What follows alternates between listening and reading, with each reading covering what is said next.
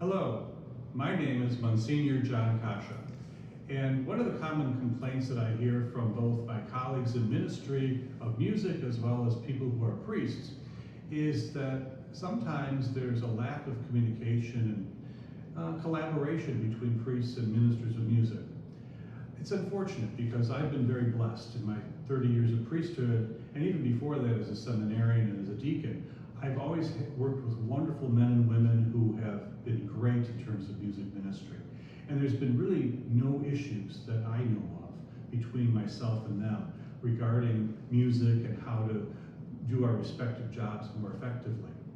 But I do realize that in some situations there are problems.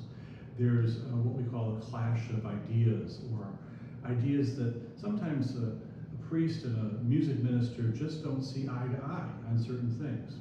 So I'm going to give you some tips today on how to alleviate some of that tension.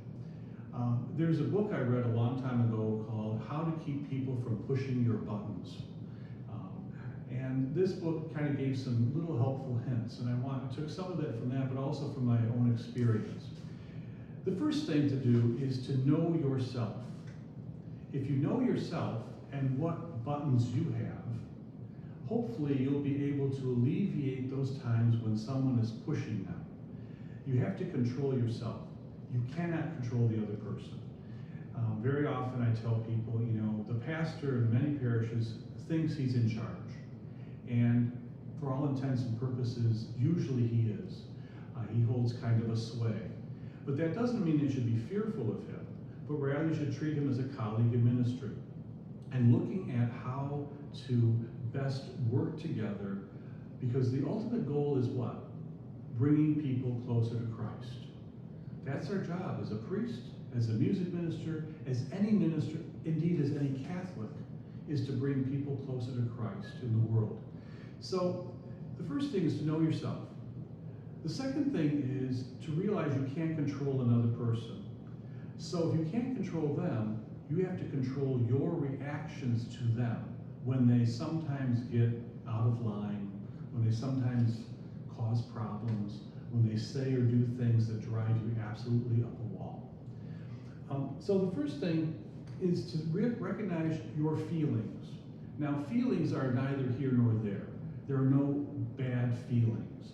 There are inappropriate feelings in a sense that the feeling doesn't fit well with the situation. But feelings are neutral. I feel angry, I feel sad, I feel happy. There's no morality attached to those feelings, but they do affect how you deal with other people. So when you have a feeling about something, know how to control it and appropriately use it. The second thing is, when you approach a situation, how do you react? Do you overreact? Do you get really upset? What really ticks you off to the point that your buttons are being pushed? And then you overreact to the point of getting angry and anxious and just, seething with emotion. What does that say about yourself? Also about others and about the situation. Now, sometimes when we have a situation with a pastor, he may say, and I've heard this from numerous music ministers, I don't like that particular song, never play it again. Okay, you have a couple of choices. You can say, Father, you're full of it, and get into an argument with him.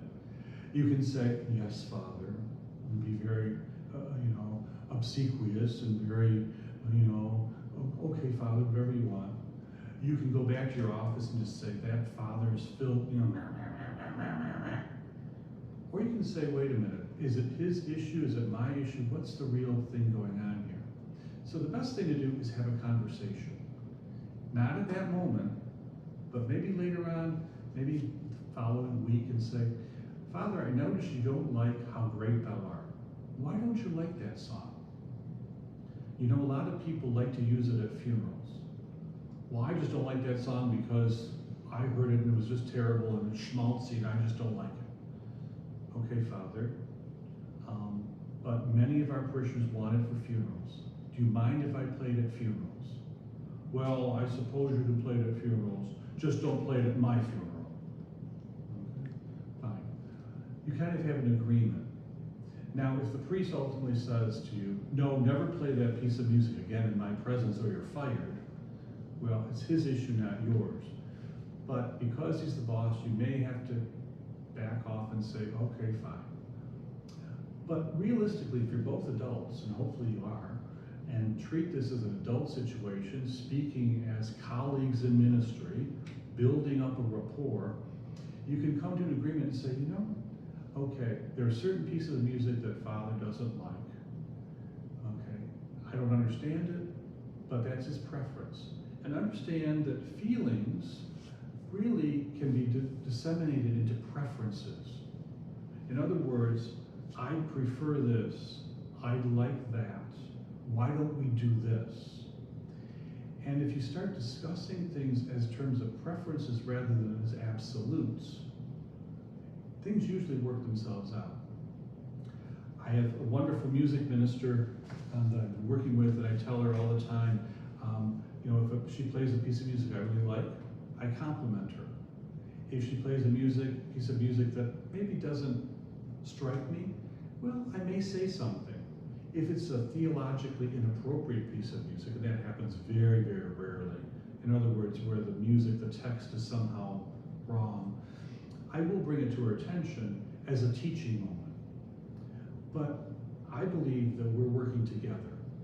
And I think that collaboration begins when we see each other as colleagues, we see each other with a degree of respect, mutuality, and with a great deal of love. Because ultimately we're on the same team, we're trying to bring people to Christ, and we're trying to help people to grow in their relationship with Jesus. And so I use this analogy. It's much like a marriage. When you have a man and a woman that come together in marriage, they sometimes get into fights. They sometimes get into drag down, knockout fights where they're just angry about something. It could be something as simple as what color to paint the bathroom. But eventually, because they love each other, they come to an agreement, they come to a compromise, and they're able to live with it.